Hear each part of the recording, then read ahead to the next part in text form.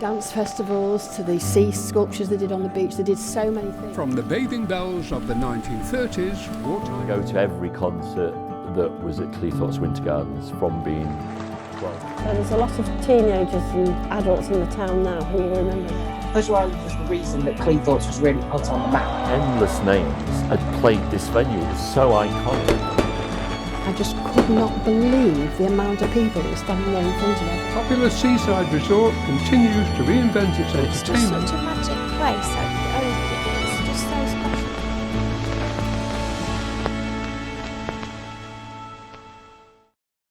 Welcome to the Heritage Channel on TV, where we explore the fascinating history of North East Lincolnshire in a monthly roundup of news, views and other stories.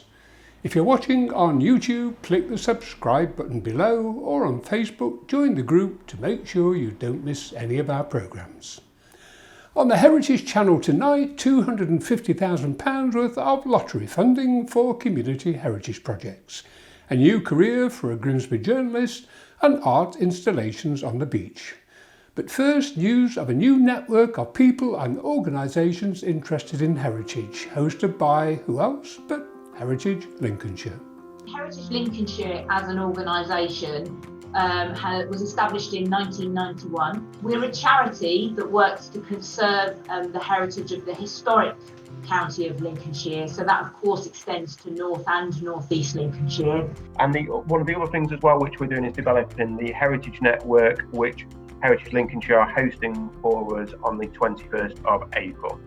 And it is for anyone with an interest in heritage in the region. So that could be existing community groups and people who are volunteering for heritage organisations or have a particular interest in a type of heritage. We really want to open up this network not only to people who perhaps work in heritage or volunteer in heritage, but those communities and groups that perhaps have something that's a little bit less well known. To join the new network, email Gail at Heritage Lincolnshire for an invite to the first meeting on the 21st of April. The fascinating but fragile environment of coastal communities is characterised by the ebb and flow of the hungry tide. The Lincolnshire coast was chosen for one of 16 art installations around Britain that both celebrate our coastal heritage and sound a warning of the threats to its future. You know, there's not a day when a person doesn't somehow engage with a bell.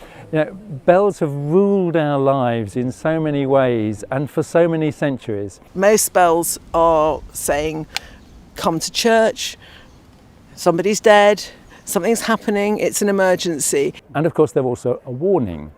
Bells are used for warnings. And this is where we want to use this bell as a warning of the future. I've got a small farm down in Devon, and we had the foot and mouth in our parish, and after that I was asked to make a bell by my neighbours to commemorate the hardship and the needless slaughter of that event. When I was watching that being tuned, I realised there was a different harmonic potential that bells could have, and I discovered a computer program that analysed frequency vibration and came up with a form that could ring multiple notes from a single strike. And I thought, what was the context in which something like that would function? And I thought our relationship with the sea that both gives and takes. That they are very accessible as sculptures or public artworks go. The idea of a bell that rings as the tide comes in, it's a very simple idea and beautiful one. You could see it as a sort of environmental warning bell. You could become quite anxious about it and the idea that it may be ringing more and more frequently as the years go by. Or you could just see it as an object of beauty, as something, you know, that makes a sound in the landscape and as a destination, as a place to go to. A lot of my sculpture friends said, you're out of your mind, water and moving parts. And I wish I'd listened to them sometimes, because it has proved, you know, a challenge. But what has also been really exciting is because the challenge has been so difficult, what it draws out of the communities is much deeper. That's the utterly entrancing element of it. Each bell, it's a piece of beautifully accessible public art, but it also has a family attached to it, if you like, a group of people who use it as the springboard for other sorts of activity. I think it's inviting me to think in the way that I am, my own work is also dealing with the ideas of sea rise, flooding, environmental change and so on. It's inviting me to think about that. The bell will toll, not by my hand, but powered by the sea. As proudly it stands upon the sand, it calls to you and me. The story here on the East Coast is about change. Since even 10 days ago, when we put this in, this entire place has completely changed. And I think there's a very interesting narrative that is now coming into the constellation of the whole bells. These are communities that have dealt with the changing relationship with the sea, and I think they've got a lot to offer, perhaps in this time of climate change and sea level rise, into a broader context. And I think anything that gets people thinking about the importance of our natural environment is really good. And that's sort of using art as a hook to finding out more about places. So, the concept of the tide coming in and out and the bells ringing in time with that, just to remind us, I think, of how important the sea is to us and how we depend on it for lots of things. Can we look forward in time 1,000 years? In 1,000 years' time, the North Sea will be the Greater North Sea, and it will have covered the Lincolnshire Marsh. We'll be hearing the bells ring a little bit more often as the years go by. Some of the bells will undoubtedly have to be, at the very least, adjusted, and in one or two cases probably moved within a matter of decades. The idea is to spark these conversations of what we're doing, why we're doing it, should we be doing it.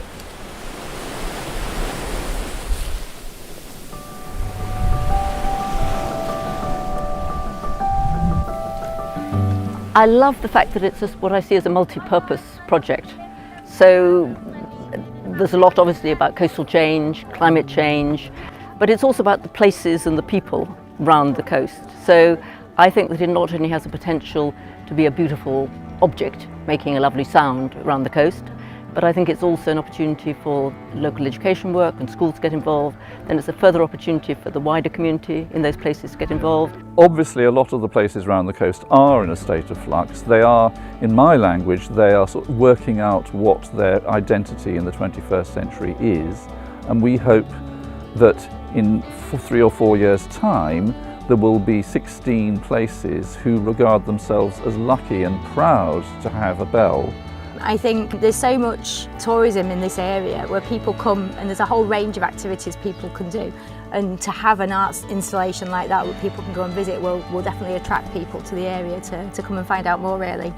There's an informing component that I hope will allow people to deal with the changing world that we're moving into.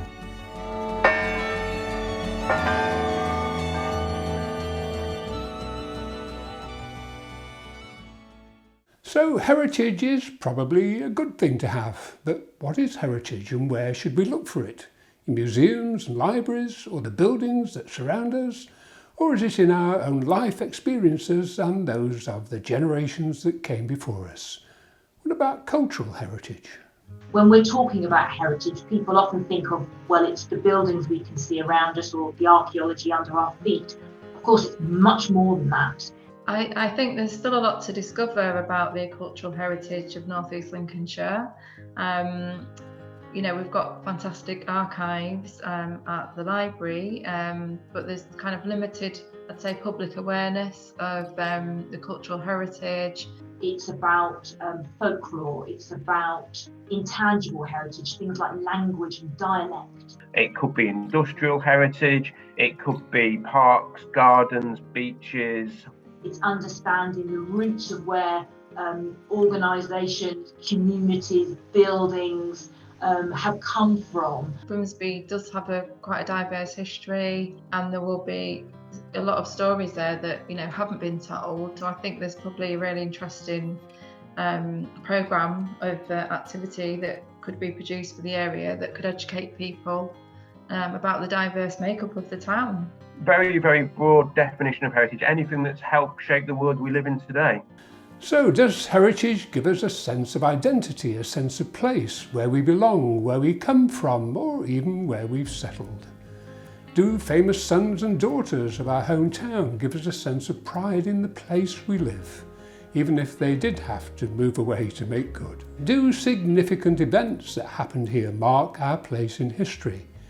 In 1608, a persecuted religious group sailed from the shores of Immingham to join their fellow pilgrims on the Mayflower, plotting a course for the New World to build a nation where people would no longer be persecuted for their religion or race, where all men would be equal, laying the foundations that made America the country it is today. I guess you can't win them all.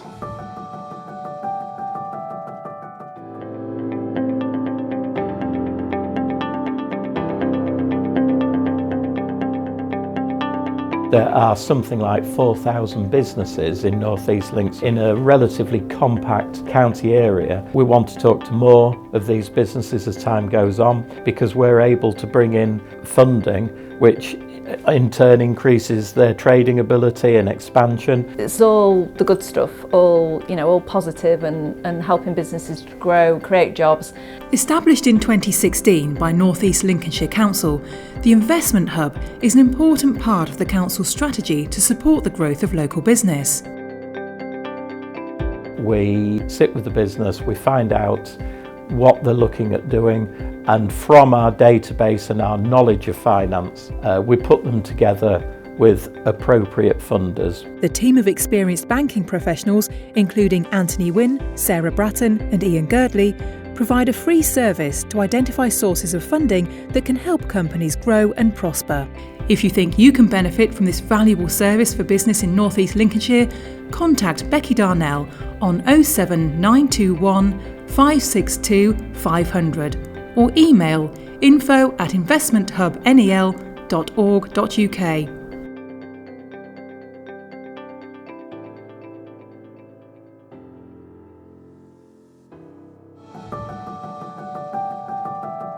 Coming up tonight, memories of iconic venues, lottery funding, local artists and local heroes. I wonder how many heroes are hidden in the family stories and community folklore, like the injured railway worker who used his compensation to build a community hall that would eventually become the Cleethorpes Winter Gardens, one of the many iconic venues creating memories and stories that are woven into family history and community folklore. Cleethorpes was part of a touring circuit. When bands played 35 dates around the UK, they all played Cleethorpes Winter Gardens. It was, so it was a key venue,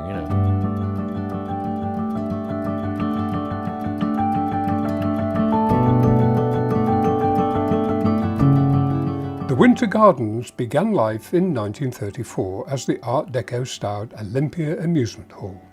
Built with compensation received by railway worker John Eyre, it provided an ideal venue for events and festivals of all kinds. During the Second World War, the Olympia was used as a cookhouse and dining area for a Royal Artillery unit, before reopening in 1946 as the Winter Gardens, providing a centre for community activities and a major entertainment venue. So bear in mind, it was more of a community centre. The tweeters, the flower arrangers, everything used the Winter Gardens because there were 2 or 3 rooms, and live music was only one night a week that we did. There'd be nobody in this town that hadn't been to the Winter Gardens for some occasion, be it a car boot sale or a christening or a funeral tea. Everybody in the town would have gone through the doors of the Winter Gardens at some stage. Sporting events began in 1939 with boxing, which continued until the 1970s. Bouts often organised by local promoter Joe Frater, the first black boxing promoter in the country. The famous Melody Night, known locally as the Bags Ball, was popular with both locals and visitors seeking company, romance or just a good night out. Held every Wednesday evening, the tradition continued into the next century. Live music changing to disco, responding to the tastes of a new generation. The explosion of popular music in the 1960s saw the Winter Gardens develop as a significant music venue, hosting major music festivals and some of the biggest names in the business, brought here by local music promoter Stephen Stanley. Elton John had played there, Black Sabbath had played there, and Joe Cocker, endless names had played this venue. It was so iconic. And everybody in this area, if it wasn't for the Winter Gardens, wouldn't have got into all this music. I wouldn't be sat here now talking about being a promoter if as a kid I hadn't gone to that venue. I started Solid Entertainments in 1979. I grew up in Grimsby, having been born in Cleethorpes, and used to go to every concert that was at Cleethorpes Winter Gardens from being 12, 13-year-old at school. That's how I got my musical education, and that's how I wanted to be a promoter, because what happened was the Winter Gardens, suddenly the band stopped coming, and we didn't know why. There was no explanation. So I rang the then manager of Cleethorpes Winter Gardens, a guy called Ian Galloway, and said, why are we not getting any bands at the Winter Gardens? He said, oh, the people who used to do it, they've gone away now. So I sort of jumped in and said, oh, I'll do it. And that was the famous words, yeah.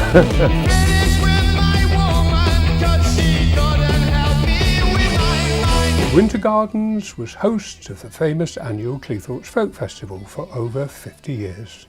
Well, the Folk Festival in Cleethorpes started in 1964. It moved to the Winter Gardens because the Winter Gardens had 3-4 rooms that could be used. Anybody who is top of the folk scene has played at Cleethorpes Folk Festival. Barbara Dixon, Kate Rusby, John Bowden, Silly Wizard. Also, anybody who was top of the tree. We only got the best artists for Cleethorpes Folk Festival. Jimmy Jackson was the owner of Cleethorpes Winter Gardens. He was at the venue when the Sex Pistols played there. And that's a big story because the Sex Pistols only played a handful of venues. And then the tour got cancelled, but they played the Winter Gardens. You know, I saw all the rock bands there, AC/DC, Queen, Sparks, Cockney Row, everybody played there. I could, you know, there's a whole programme about the history of the Winter Gardens.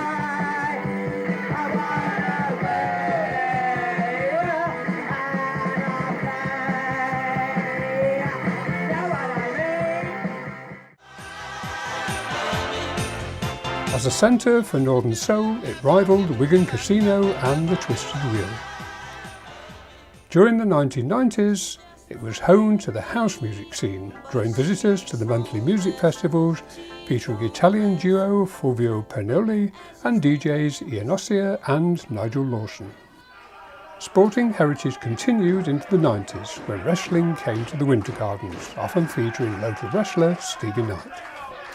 Charity football dinners organised by former Grimsby Town player Dave Boland saw Dennis Law, George Best and Sir Bobby Charlton among the many famous guests. Even 3 times Grand National winner Red Rum visited the Winter Gardens.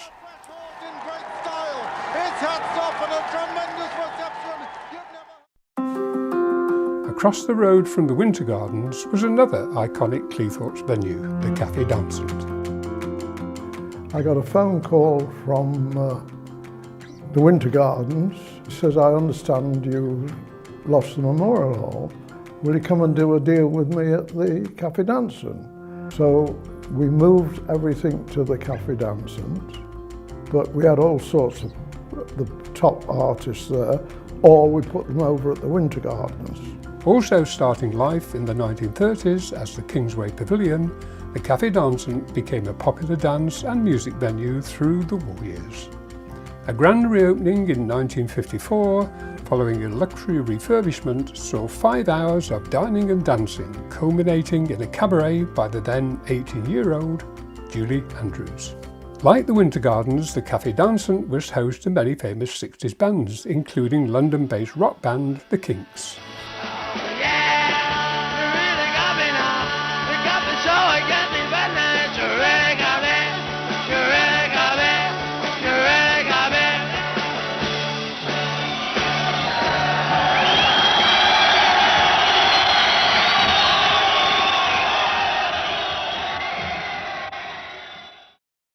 Demolished in 1966 to make way for a toilet block, the site now hosts the Kingsway kiosk.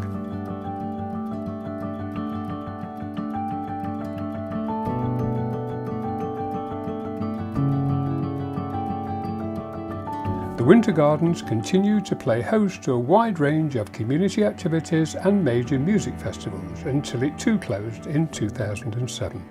Overnight, the bulldozers moved in. So before anything could be done to stop the demolition, they demolished it.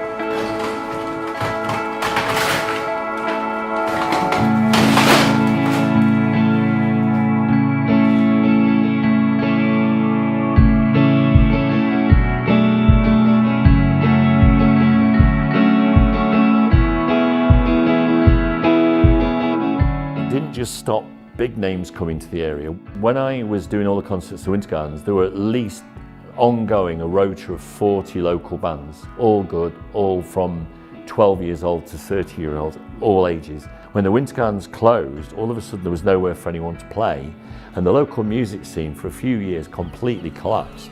It had gone, we'd lost the moment. New venues are now hoping to regenerate the music scene in Cleethorpes. Thanks to the work of people like Steve Stanley at Solid Entertainments and Warren Jolly at Moon on the Water, the music scene in Cleethorpes is now enjoying a revival, once again attracting famous names and providing opportunities for local artists to perform. So what does heritage mean to you? We want to know your views and hear your stories. Comment now on our Facebook group or email our Heritage News Desk. Well, that's almost all for tonight. What? Oh, the money, yes. North East Lincolnshire Council have been gifted £250,000 by the National Lottery to fund small community heritage projects. We as the council received a grant of £250,000 from the National Lottery Heritage Fund late last year.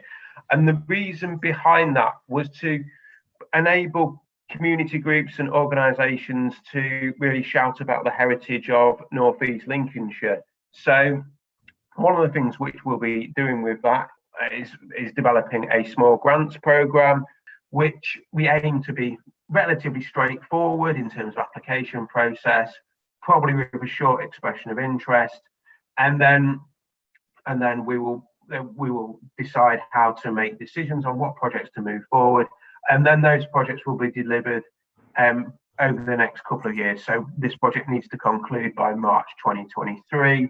So that's our aim in a nutshell. When you start off, it can be quite scary in terms of everything that you need to know about and things that you have to do. And what we want the network to do is bring together lots of people with lots of skills and experience to share that knowledge and skills and experience with people who perhaps have some great ideas and need a little bit of support and perhaps a little bit of initial funding to help let their ideas take shape. Having a great idea that will benefit the community and finding the right partners to work with will certainly improve your chances of attracting funding and delivering a successful project. Including a documentary like the ones you see on the programme tonight is often a good idea. You can talk to us about partnering with you and finding other partners through our Heritage News Desk, and see more of our work at hammondhouseproductions.com. So is heritage just our local history or an ancient building? Is it just what surrounds us? Or is it part of us? Is it part of who we are and how we became who we are? Grimsby-born Sarah Palmer drew strength from her own heritage and inspiration from her surroundings to become a professional artist.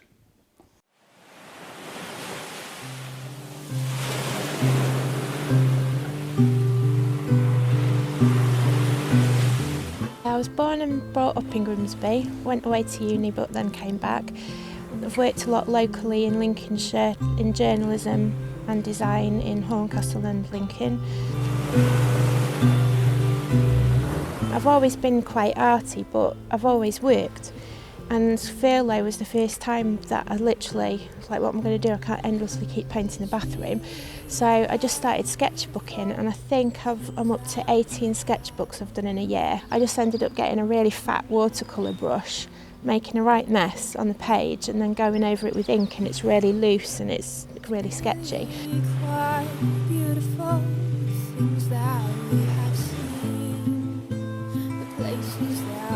I've got a chalet on the Fitters, and over lockdown I've been coming down and painting the chalets. It's just such a magic place. Every time I come down there's something new for me to paint. It's just never-ending inspiration.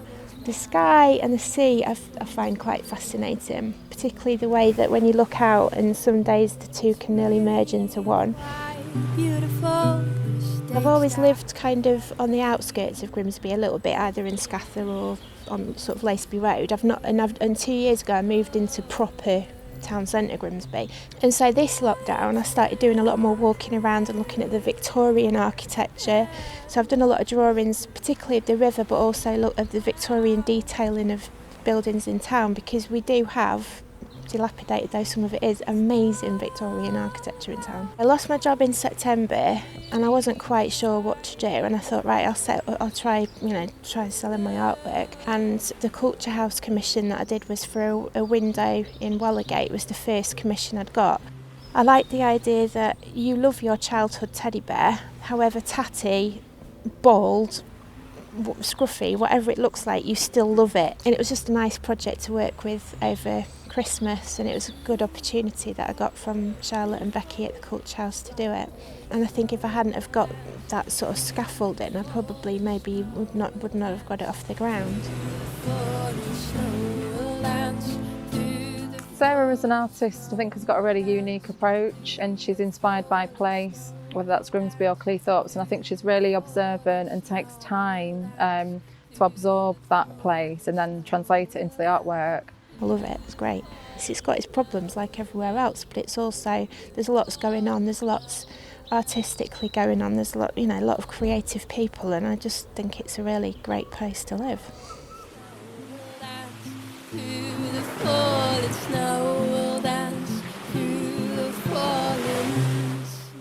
An interest in heritage is of course nothing new to the area, and we are grateful to members of all the heritage Facebook groups for their contributions and support for our documentaries and this new heritage channel. There'll be plenty of stories that haven't been told previously that could come to a different audience working with a heritage channel. And that's very much what we're trying to do with the support of National Archive Heritage Fund in terms of setting up that channel. There will be a lot happening on heritage in North East Lincolnshire over the coming months and years, but it's your stories we want to tell. Ultimately, the aim of this project is to celebrate North East Lincolnshire's unique history, to bring that to new audiences, tell stories in different ways. And I think there's some really, really strong stories that we should all be proud of, and hopefully through supporting the channel and supporting the small grants, it'll give a great opportunity to enable those projects to be shared with everybody. You can message us on Facebook or email our news desk, heritage@clee.tv, and we'll be in touch. If you're watching on Facebook, don't forget to join our group, or on YouTube, click the subscribe button below to make sure you don't miss any of our programmes. And email Gail to join the new Heritage Network. Well, that really is all for tonight's programme. We hope you enjoyed it and look forward to seeing you next month when we will meet a Grimsby-born musician and songwriter whose music has taken her all around the world. Thank you for watching. See you again soon on the Heritage Channel. She didn't believe in the truth that was taught to the world. So she tried to do what was best for her. That she was persecuted, and she knew the answer wasn't within these walls. That she tried to leave it, so she ran to the water. What she found really caught her, and she said, "This is my home, and I know where I'll stay. I found a better life, and now I've been to my way, 'cause I've got bigger plans, and I know what I'll do in a brunette arena." listen to